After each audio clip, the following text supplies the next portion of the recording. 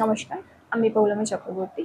আজকে আমি দেখে নেব current feelings of your person. আপনি যে মানুষটির কথা ভাবছেন সেই মানুষটি সরি নমস্কার, আমি পৌলমী চক্রবর্তী। আজকে আমি দেখে নেব ঈশ্বর বা সৃষ্টিকর্তা আপনাকে কি উপদেশ দিতে চাইছেন। ঈশ্বর বা সৃষ্টিকর্তা আপনাকে কি উপদেশ দিতে চাইছেন দেখে নেওয়া যাক।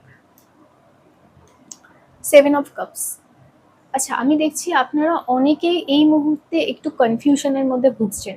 কনফিউশন মানে আপনারা বুঝতে পারছেন না যে আপনার কি করা উচিত। আপনাদের কাছে অনেকগুলো রাস্তা আছে, অনেকগুলো পথ আছে বা অনেকগুলো অপশন আছে।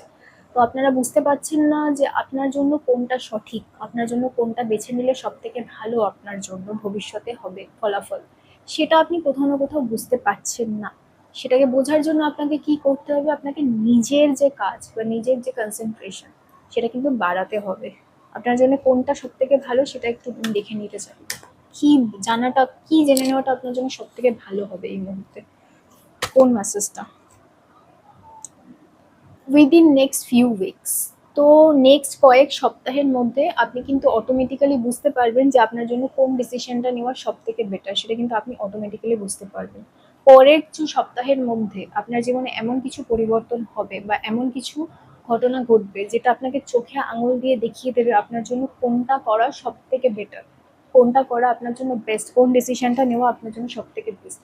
নেক্সট কয়েক উইক, কয়েকটা সপ্তাহ, 2-3টে সপ্তাহ একটু সাবধান থাকবেন এবং যে জিনিসটা আপনার মনে হবে যে করাটা আপনার জন্য সব থেকে বেশি দরকার নেক্সট কয়েক উইকে, কয়েক সপ্তাহের মধ্যে আপনি কিন্তু সেটাই করবেন। আচ্ছা, যারা কনফিউশনে আছে তাদের ক্ষেত্রে পরিষ্কার হয়ে গেল কিছুটা। এবার আমি দেখে যাব আর কি জেনে নেওয়াটা আপনার জন্য খুব ইম্পর্টেন্ট। Queen of cups. তো আমি দেখছি অনেকেই কিন্তু ইমোশনাল যে ইন্ডিপেন্ডেন্ট সেই ব্যাপারটা নিয়ে কিন্তু একটু সমস্যার মধ্যে রয়েছেন। মানে আপনি ইমোশনালি অন্য কারোর উপর ডিপেন্ডেন্ট হয়ে পড়ছেন। আপনি একটা মানুষ, আপনার ইমোশনের দায়িত্ব অন্য কেউ নেবে না, আপনাকে নিজেকেই নিতে হবে। আপনি যদি অন্য কারোর উপর ডিপেন্ডেন্ট হয়ে পড়েন, সেই মানুষটা কি বললো কি করলো তার উপর আপনার ভালো থাকা, আপনার খুশি থাকা, আপনার দুঃখ, এই জিনিসগুলো যদি কাজ করে, ঠিক আছে, এই জিনিসগুলো যদি চলে, তাহলে কিন্তু কোথাও না কোথাও এই মানুষটা, যে মানুষটার কথা আমি বলছি, সেই মানুষটা নিজের থেকে ভালো থাকতে পারে না। আপনার ইমোশন তো আপনার নিজের।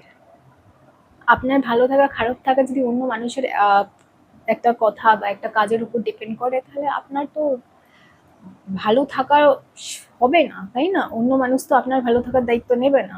সেই আপনার নিজের ভালো থাকার দায়িত্ব আপনাকে নিজেকেই নিতে হবে। তাই আমি দেখছি ইমোশনাল হয়ে পড়েছেন যারা, অন্য কোনো মানুষের ব্যবহার, অন্য কোনো মানুষের কথাবার্তা ইত্যাদি ইত্যাদি থেকে, তাদের জন্য আমি বলবো আপনারা নিজের উপর